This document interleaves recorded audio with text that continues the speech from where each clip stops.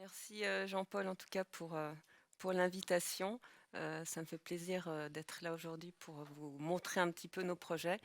Nous travaillons sur beaucoup de différents programmes, que ce soit des crèches, du logement social, des écoles, et maintenant aussi pour les Jeux Olympiques, on construit une salle de sport à Dijon pour les sportifs qui s'entraînent et après qui vont pour les Jeux Olympiques. Mais on travaille beaucoup sur la transformation, agrandissement de bâtiments existants, donc sur l'existant. Et donc je trouvais que c'était un thème intéressant à aborder. Donc je vais vous montrer 5 projets, quelques projets de transformation et puis d'autres quand même du neuf. Donc l'existant comme matériau architectural, on avait organisé une table ronde avec Anne Lacaton à Paris. Et je pense qu'elle a vraiment été précurseur dans tout ce qui est de la transformation. Elle nous a un petit peu ouvert la voie. On travaille tous sur l'existant, je pense, et de plus en plus, on voit que, comme quand on a fait le concours, il y avait les bâtiments à maintenir, et c'est vrai que c'était une des raisons aussi que le lauréat était le lauréat, puisqu'il y avait cette valeur patrimoniale qui est aussi la mémoire un peu des lieux. C'est pas seulement le patrimoine, mais c'est aussi ce que les habitants voient du site. Donc l'existant, je pense que l'existant, il y a 3 éléments qui sont très importants. C'est la valeur patrimoniale, hein, effectivement, l'histoire d'un bâtiment. Ensuite, il y a la valeur carbone. Aujourd'hui, c'est clair que quand on a un bâtiment existant, on le transforme. On a déjà une matière qui a été construite. Donc cette matière, elle a déjà utilisé du CO2. Et donc le bilan, si on fait la transformation d'un bâtiment, le bilan est souvent très positif. Et je pense que le troisième point, qui n'est pas le moins important, c'est la valeur sociale. On voit qu'on a énormément démoli de bâtiments. Alors, comme je travaille beaucoup sur des logements sociaux qui étaient en pleine ville, donc ce qu'on fait, c'est qu'on construit après en périphérie. Et c'est toutes des familles qui doivent quitter un quartier dans lequel ils ont peut-être vécu pendant une trentaine d'années et qui se retrouvent en périphérie à refaire leur vie, les enfants qui doivent retrouver des écoles. Et non seulement on sort une certaine catégorie de familles qui n'ont pas forcément les moyens de vivre en ville. En ville, après, on a évidemment les terrains, donc on construit, et c'est plutôt des logements qui sont plus luxueux. Alors on parle beaucoup de mixité programmatique. On fait beaucoup de projets et c'est très intéressant, il faut la mixité programmatique. Mais la mixité sociale, il ne faut pas l'oublier non plus. Il faut aussi qu'on ait des familles à faible revenu en pleine ville et pas que ces personnes quittent le centre-ville. Donc je pense qu'il y a pas mal d'enjeux sur l'existant et qui n'est pas seulement le patrimoine, parce qu'ici, effectivement, c'est très très beau, les arsenaux. C'est pas que le patrimoine, mais il y a différentes choses qui s'impliquent. Donc, le premier projet que je vous montre, c'est l'ensemble Contenaux des Camps. C'est un bailleur social, Paris Habitat, pour lequel on travaille, qui construit que des logements sociaux, et ils ont énormément de bâtiments, évidemment, dans tout Paris. Ils ont un patrimoine immobilier de logements sociaux. Et maintenant, de plus en plus, donc on les transforme et on rénove ces bâtiments qui sont vétustes, parce que là, par exemple, c'est des bâtiments qui ont été construits dans les années 50. Donc c'est assez incroyable. C'est dans le 12e arrondissement, près de la gare de Lyon. Le 12e arrondissement, c'est plutôt un quartier faubourien avec des logements, des commerces. Et dans les années 50, puisqu'il manquait, après-guerre, il manquait des logements, on construit 500 logements en plein 12e.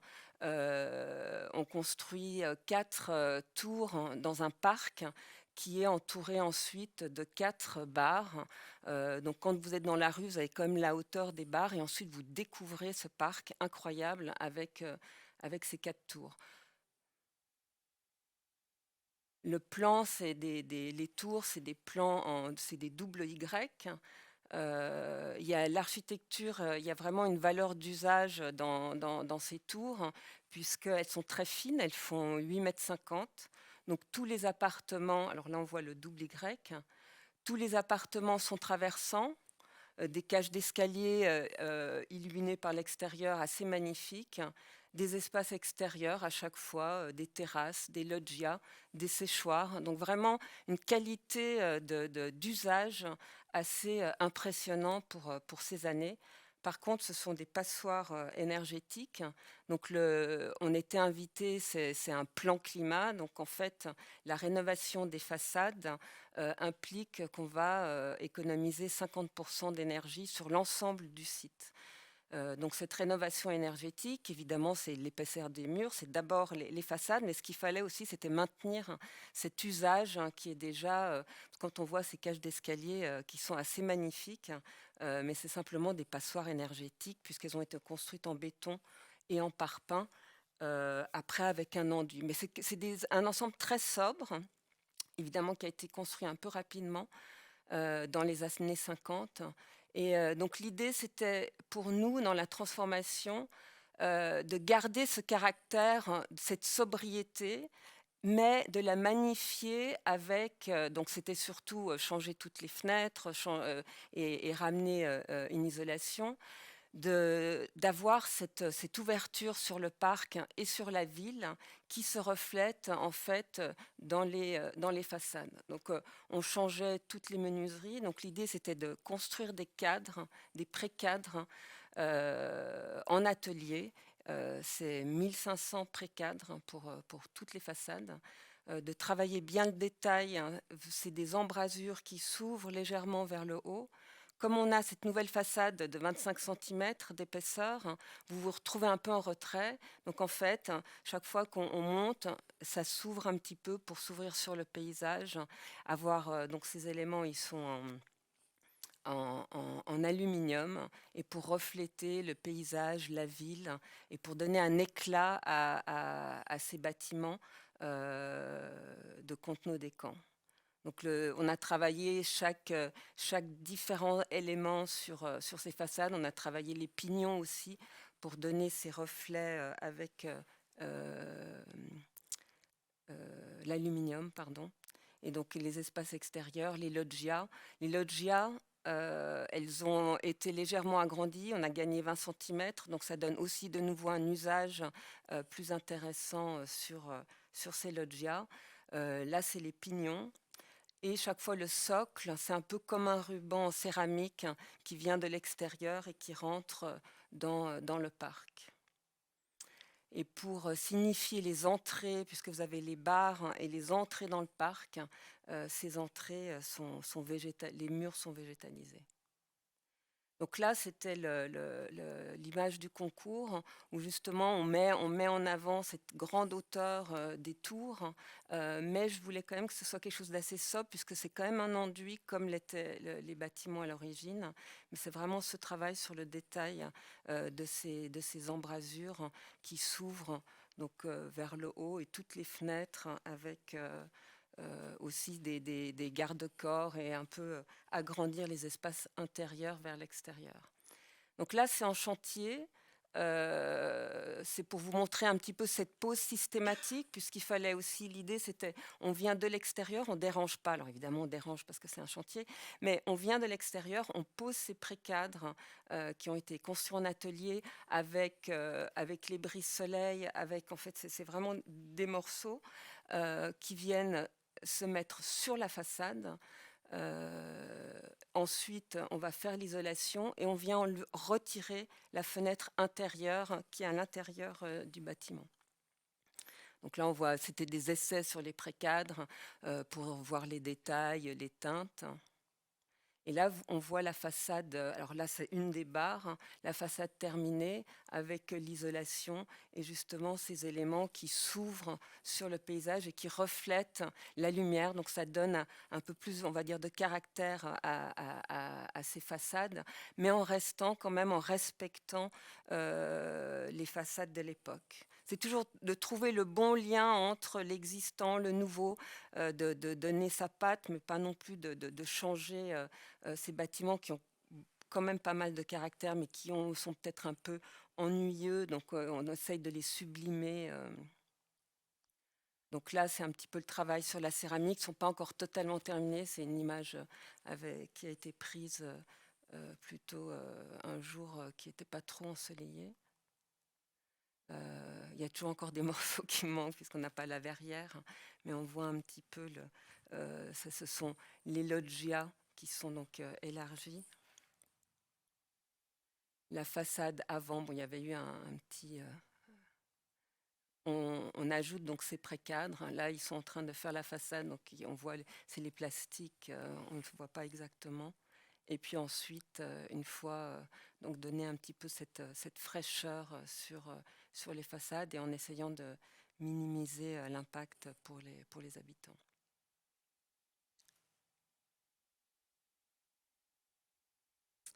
Alors, le projet Conte nos décans, c'est vraiment un projet sur des bâtiments des années 50 avec la valeur qui est là plutôt sociale, parce qu'on ne va pas démolir des bâtiments en plein centre de Paris, bien que je pense que le foncier est toujours intéressant.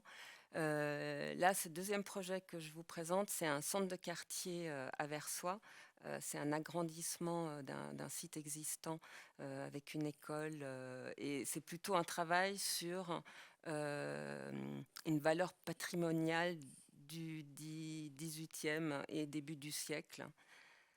Donc on voit ici, c'est l'ancienne préfecture. C'était le premier bâtiment d'un plan Choiseul, hein, puisque Versoix était français. Et ensuite, donc ça n'a pas été construit. Au début du siècle, ils ont construit un pensionnat de jeunes filles et une forge. Là, on voit l'existant, donc la route de Sauverny, les bâtiments. Il y a une espèce de double allée, mais il n'y a pas vraiment d'espace qui est créé.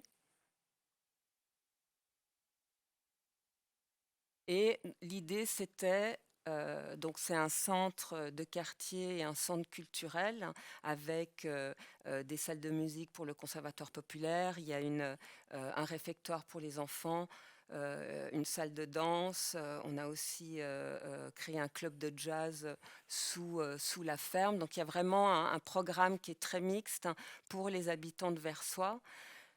Donc, ce qu'on a fait, la situation, parce qu'on a des bâtiments, c'est extrêmement hétérogène, 18e, début du 20e siècle, 1960, un petit élément qui a été construit dans les années 80 et la ferme. Donc, on a d'abord, hein, essayé voilà, de nettoyer, entre guillemets, quand même en gardant le maximum des éléments sur le site, mais en regardant comment on pouvait restructurer cet espace.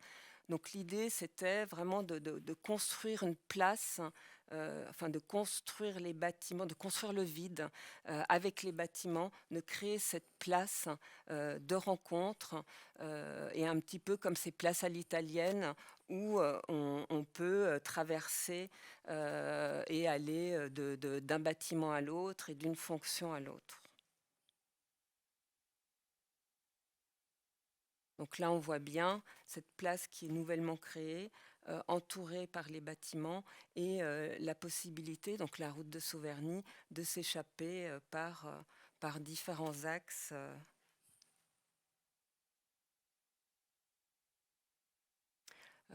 Donc dans l'ancienne préfecture, une ludothèque, un bar dans la forge et ici l'entrée pour le restaurant scolaire et ensuite on a créé un passage pour le club de jazz.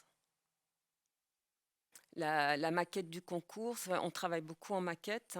Je pense on voit quand même beaucoup plus souvent qu'en 3D. On a vraiment, donc là, la pente, elle augmente. On a inversé la pente pour créer cet espace en fait en sous-sol. On a inversé la pente, donc on descend et on remonte après sur le site. Et on a ces plusieurs échappées. Et donc voilà le projet aujourd'hui. La salle, le réfectoire, on l'a adressé à la route de Sauverny. Et en fait, en s'adressant à la rue, on a réussi à libérer de l'espace. En fait, on a créé de l'espace avec les bâtiments, on a créé cette place centrale, hein. Et évidemment, ce qui est important chaque fois pour nous, c'est de respecter l'ancien, de respecter l'ancienne préfecture. Donc là, on a refait les façades, de respecter l'ancienne école. On a un patchwork, puisqu'il y a des classes sur 2 niveaux. Après, là, il y a la salle de danse. Ici, il y a un espace pour les associations.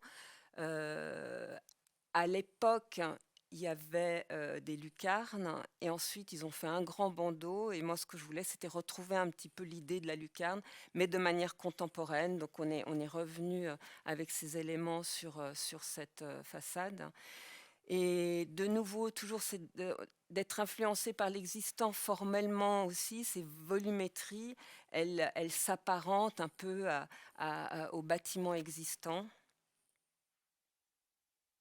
Donc là, on a la place, on sent bien cette place en contrebas. On a gagné tout un niveau puisque le sous-sol maintenant est ouvert sur la place. Et ensuite, on remonte vers la ferme, vers l'école. Et on entre ici pour arriver vers le réfectoire. Un peu ces traversées, de montrer toujours le jeu entre l'ancien et le nouveau. La place la nuit, un petit peu avec les... Et la matérialité, c'est clair. Alors là, on est en béton brut coulé en place avec une légère teinte beige. Je voulais qu'on s'apparente justement à cette pierre, la molasse de l'existant. Et c'est pour ça qu'on a choisi cette matière. La 5e façade, c'est un peu le côté contemporain pour rappeler qu'on s'intègre, mais on est différent. Et le travail aussi sur les fenêtres qui viennent un peu d'un rythme de la façade existante. Les intérieurs, donc l'ancienne préfecture, comme c'est pour une école de musique, on a quand même dû refaire les sols, les plafonds au niveau sonore, donc on est complètement acoustique. Mais par contre, on a retiré les parquets, on les a remis, on a gardé les moulures, on a des plafonds. On a vraiment essayé de respecter l'ancien. Au rez-de-chaussée, on a mis un terrazzo. On a augmenté les combles, c'est-à-dire il y a un accès aux combles avec une grande salle de musique. Et c'était assez intéressant puisque on a rajouté un ascenseur et dans un vieux bâtiment, il ne faut pas rajouter trop d'eau. Donc on a juste l'ascenseur au niveau du sous-sol qui est en béton et ensuite on est en briques pour pas alourdir, pour pas avoir à sécher le bâtiment. Donc on a tout fait avec des chapes sèches. Et c'est vrai que c'est assez beau ce travail avec les artisans, de refaire les choses un petit peu comme on les faisait avant et de retravailler ce bâtiment en fait complètement différemment du bâtiment neuf, avec le respect à la matière existante. Là, c'est la ludothèque, on a gardé les cheminées. Après, on a percé évidemment pour l'utilisation. Là, bon, c'est pas très fini, mais ce qu'on a découvert, qu'il y avait des anciennes peintures. Donc, dans l'escalier, tout est blanc, mais on a gardé juste ces anciennes peintures qu'on a récupérées. Et donc là, on est dans l'existant, c'est la tourelle, hein, la cage d'escalier. Toujours ces vues croisées, quand on se retrouve dans la cage d'escalier, on voit le réfectoire, on voit la place. Là, le grand réfectoire qui est aussi utilisé par la ville de Versoix pour faire des spectacles ou on peut les louer parce qu'elle a directement une ouverture sur la grande place. Là, de nouveau, parce qu'on fait toujours un peu des allers-retours, on n'est pas dans l'ancienne préfecture, mais dans l'ancienne école, puisqu'on monte dans la tourelle et on arrive dans cet espace pour les associations avec une cuisine. Donc tout ça qui peut être loué, et c'est aussi pour les associations. Voilà. Le prochain projet que je vais vous montrer, c'est l'école du Lyotard. Alors par contre, c'est un concours qu'on n'a pas gagné, mais je pense qu'il est intéressant de nouveau dans la transformation de bâtiments existants. Donc c'est l'école du Lyotard, c'est un bâtiment des années 70 en préfabriqué béton. Et ce qui est intéressant, c'est il y a Lola, qui est vraiment, un bâtiment, un petit bijou, brutaliste. À l'arrière, il y a une piscine et une salle de sport et la demande, c'était, d'agrandir, le bâtiment, les classes et de créer des flux pour qu'on puisse, aller à l'Ola et à la piscine, hein, que ça s'ouvre, en fait, sur le quartier et que les gens du quartier puissent vraiment, profiter, de toutes ces fonctions, qu'offre, l'école. Alors c'est un site qui est étonnant parce que vous avez juste l'école et en fait, on est dans un écrin de verdure, il y a énormément d'arbres, c'est assez beau et donc l'idée c'était on retire, des petites il y a quand même il faut pas démolir mais parfois, on ça facilite, certains flux donc on enlève une petite partie où il y avait les vestiaires, on agrandit la piscine, hein, vous verrez parce que c'est vraiment très, très bas donc c'est pour donner un petit peu de générosité. On a créé une bande pour les salles de cours, avec, des espaces en plus pour les enfants, la circulation verticale et aussi, un étage en plus, puisque c'est un R+3, les flux, de créer des flux traversants pour que les habitants ils puissent aussi, facilement aller, vers les différentes salles de sport, Lola et puis il y avait aussi une salle de dojo. Donc on voit, ce bâtiment en fait qui s'épaissit, mais qui dans le paysage, on peut maintenant tourner autour, on peut rentrer, on fait le tour, on arrive à la piscine, on accède aussi de différents endroits depuis la ville, hein. Donc un rez-de-chaussée, là on voit cette bande, avec la circulation, la piscine qui s'est agrandie ici avec les 2 éléments. Et puis à l'étage, justement, pour les enfants, des espaces, de travail qui sont toujours en lien avec les classes et la circulation, verticale. Le bâtiment supportait très peu de matière en plus. Donc en fait, le bâtiment, il est jusqu'ici, en béton. On a rajouté un étage en bois avec une structure bois et en fait, tous ces éléments-là, la façade, elle est préfabriquée porteuse et elle s'autoporte et donc le bâtiment lui-même n'est pas du tout, alourdi par la matière. Donc on le voit ici, on a l'existant et on vient avec le bâtiment en fait au-dessus, de l'existant pour ne pas alourdir, le bâtiment qui supportait pas, des charges en plus. Et donc le travail, c'était aussi de se dire, j on avait du préfabriqué en béton et on voulait quand même travailler avec une matérialité plus contemporaine, mais qui rappelle quand même donc c'est aussi du préfabriqué en béton, qui rappelle, les bâtiments le bâtiment d'origine, mais beaucoup plus ouvert et plus vitré. Donc les intérieurs, ici, on voit la limite de l'ancien, ici l'ancien puis la nouvelle partie, de travailler la façade. La façade, elle a une épaisseur, elle est utile, hein, c'est pas simplement une façade, hem, qui s'ouvre vers l'extérieur, mais c'est une façade habitée et pareil, les classes, donc ça, c'est l'épaisseur et ensuite, notre nouvelle façade, qui vient en plus. Donc là, on voit, façade sud, les classes, les rangements, la façade habitée et la nouvelle façade et au sud, donc cet espace en plus qu'on offre, la façade habitée et la façade. La piscine, on avait donc rajouté ces 2 éléments ici, avec cette traversante puisque l'espace lui-même était très contraint, donc pour donner un petit peu de générosité. Là, je vais vous présenter un projet. C'est l'agrandissement d'une école à Ballainvilliers. Ballainvilliers, c'est à 3/4 d'heure, de Paris. C'est une petite, ville.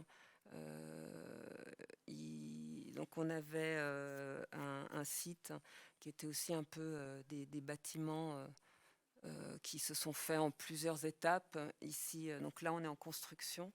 On a les élémentaires et les maternelles avec une salle de sport. C'est un peu hétéroclite, une architecture très différente les unes des autres. Donc nous, ce qu'on a voulu, c'est de venir avec un bâtiment très sobre. C'est un nouveau quartier, donc les enfants vont habiter le nouveau quartier, donc ils vont avoir une nouvelle maison, ils vont avoir une nouvelle école. Et on a joué un peu avec le côté cap-là de l'école, que l'enfant il comprenne la construction de son bâtiment, qu'il ait un peu une sensibilité par rapport à son nouvel environnement. Donc quelque chose d'assez clair, c'est un rectangle avec une toiture qui déborde. Euh, un élément qu'on appelle la rotule qui nous permet, parce que le site est un peu contraint, de nous dégager, de donner le maximum d'espace pour les espaces extérieurs. Et ensuite de faire des espaces extérieurs, des vrais espaces de jeu pédagogiques pour les enfants. Et on sort on vient avec une géométrie qui est complètement différente, avec ces éléments arrondis qui sont plus ludiques euh, par rapport à l'école elle-même. Donc là, au niveau du rez-de-chaussée, on a ces deux volumes qu'on a glissés. Donc on arrive de l'ancienne école sur la rotule qui sépare, mais qui est très transparente, qui relie, avec une circulation intérieure. Et en glissant ces deux éléments, on a les préaux qui sont déjà qui sont couverts et qui amènent la lumière ici dans la circulation. Avec près de la rotule la bibliothèque et aussi la salle de motricité. Et à l'extérieur, donc ce jeu avec ses volumes et ses possibilités pour les enfants de découvrir un espace extérieur riche. À l'étage du dessus, c'est un peu la même manière de travailler avec la rotule, les espaces et une terrasse pour aussi enseigner à l'extérieur. Entre les classes, des ateliers qui s'ouvrent sur la circulation et qui permettent aussi aux enfants d'utiliser ces espaces. Donc c'est un petit peu, on avait appelé ça les espèces d'espaces. Le préau avec simplement un asphalte et des ronds en béton où l'enfant il n'a pas de règles, il invente ses propres règles. Le système constructif, qu'on ait un petit peu cette vue, cette compréhension de la construction. On sait que la poutre, elle va d'un pilier à un autre. Une salle de classe en plein air, donc simplement un muret, puisqu'on a un grand talus, on s'est mis au même niveau que l'école existante. Donc il y a un talus assez important, donc on veut permettre aux enfants de jouer dans ce talus, mais donc des salles de cours en plein air qui se distinguent avec un sol, un arbre pour amener de l'ombre, la rotule qui d'un côté fait le lien entre les cours et ici donc le talus qui donne toute une possibilité pour les enfants de jouer. Donc il y avait les élémentaires, les maternelles. On profite du jardin potager pour séparer aussi la cour en deux. Et donc la terrasse et la circulation avec les ateliers, qui est un petit peu une branche sur cette circulation. Donc c'est un peu un jeu avec ces espaces pour les enfants. Donc là, on se trouve dans la rotule avec la vue sur la bibliothèque, donc vitrée, et on a la vue aussi sur le préau. Donc on voit que c'est quelque chose qui est très, très lumineux, avec la matière en bois naturel, du lino au sol, pour donner un petit peu cette matérialité au bâtiment. Et là, on voit de nouveau le travail sur l'extérieur, la lecture de la construction.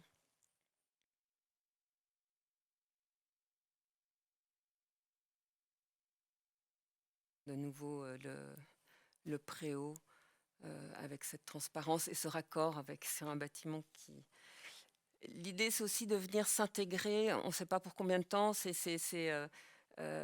quartiers ils évoluent. On sent que les communes, elles ont pas elles savent pas exactement, elles les construisent. Donc, de permettre aussi une flexibilité et de pas venir avec beaucoup de lourdeur sur un site qui est en pleine évolution.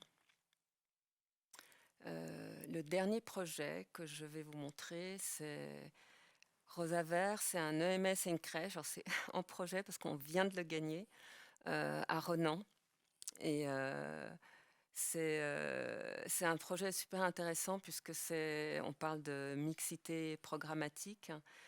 Donc on est à Renan, là au bord des chemins de fer. C'est tout ce quartier là qui a été nouvellement créé. Donc c'est super intéressant parce que d'un côté, il y a des bureaux, des logements, il y a une grande école qui a été construite, il y a beaucoup de commerces.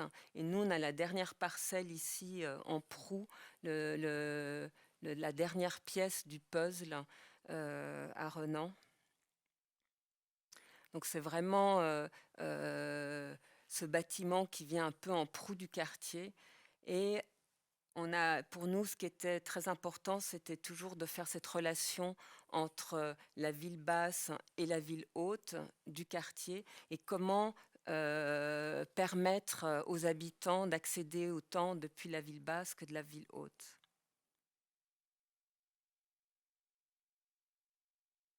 C'est un EMS et une crèche. Donc l'idée, c'est d'un côté, on a cette mixité programmatique sur l'ensemble du site, mais en plus, là, on a cette mixité dans le bâtiment même. Donc vraiment de travailler les espaces, des espaces de rencontre. C'est aussi, c'est un EMS qui travaille avec la notion Montessori. Donc pour les EMS, c'est d'encourager toujours la personne âgée à faire d'elle-même et aussi d'avoir le choix. Et ce qui est intéressant, c'est que d'un côté, de mélanger les personnes âgées, elles peuvent profiter un peu des enfants de la crèche et de participer à certaines activités. Et pour les enfants, c'est aussi d'apprendre à connaître leurs aînés parce que souvent les familles sont un petit peu séparées, donc on n'a pas besoin, pas forcément une bonne connaissance de ses grands-parents, donc de faire cette mixité, donc de créer aussi des lieux de rencontre. Donc on a un accès qui est vraiment du bas de la rue du Simplon et un accès principal depuis le haut. Pardon. Donc depuis la rue du Simplon et depuis le jardin. Et on a créé la salle polyvalente pour qu'elle s'adresse vraiment côté ville, pour qu'il y ait un adressage et une possibilité de la ville d'exploiter cet espace, cette salle polyvalente, autant par les habitants du bâtiment que par les habitants du quartier. Donc c'était comment franchir ce double niveau depuis la rue du Simplon. Donc en fait, toute la circulation devient ces espaces de rencontre entre l'EMS et la crèche. Donc dans la circulation, et les espaces partagés sont directement en lien avec cette circulation. Quand on regarde donc à l'horizontale, il y a la salle polyvalente, la circulation, un séjour de MS et la crèche. Donc d'avoir cette interaction, mais pas partout. Il y a quand même des étages, ou on va dire des fonctions qui sont séparées, mais on a toujours la possibilité de se rencontrer dans les étages. Donc là, c'est une image de l'entrée principale haute avec un séjour qui serait plutôt ouvert, un séjour plus intime à l'arrière et la crèche qui s'ouvre sur l'espace et sur cette verticalité. Le socle donc, qui s'ouvre sur la rue, 2 étages avec le MS et la crèche et ensuite 3 niveaux de MS avec les chambres. Donc rapidement les plans, l'entrée basse avec la salle polyvalente, l'administration qui en fait a vu sur cette salle. Donc on a gagné un double espace pour la salle polyvalente, l'entrée au niveau du jardin, une entrée partagée donc entre la crèche et l'EMS, et d'un côté toute la partie EMS et une partie crèche avec les espaces de rencontre au centre, une petite image d'une situation, la salle à manger avec la vue. On essaie toujours de travailler un peu ces diagonales, ces vues extérieures, de donner la possibilité d'un côté sur le jardin, de l'autre côté sur la ville, de pouvoir profiter dans chaque lieu de ces doubles orientations. Donc là, sur le jardin, avec les enfants, les ouvertures. Donc profiter autant de la crèche pour être sur le jardin que de la salle à manger de l'EMS. Et les personnes âgées, elles peuvent aussi être juste en observation, elles n'ont pas besoin forcément toujours de participer, mais de créer des interactions. Là, c'est le niveau du dessus, donc c'est uniquement la crèche avec les espaces d'activité. Chaque espace d'activité, des espaces extérieurs avec des terrasses toujours au sud, au nord, enfin c'est pas des terrasses, c'est des loggias, pour donner des vues sur les jardins, des vues sur la ville, la possibilité de ouvrir complètement cette articulation pour donner aux enfants la possibilité d'être sur l'extérieur. On était très contraints, hein, c'était vraiment un site, donc on voulait donner quand même à chaque niveau des espaces extérieurs. Et là, le niveau de l'OMS, toujours avec les chambres, toujours ces espaces croisés, une terrasse plein sud au chaud, une terrasse au nord pour les étés trop chauds, avec la vue sur le jardin, et différencier différents salons pour que les personnes puissent choisir et pas être obligées de rester à à un seul endroit. On a aussi travaillé une façade assez tramée. C'est aussi pour s'insérer dans un existant. On veut toujours s'insérer dans le quartier, se rapprocher de nos voisins, même si l'architecture n'est pas forcément celle qu'on aurait faite, mais de ne pas complètement se désolidariser du site.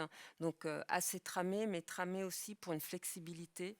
Donc en fait, c'est un plan libre, des plateaux en béton avec une structure verticale en béton.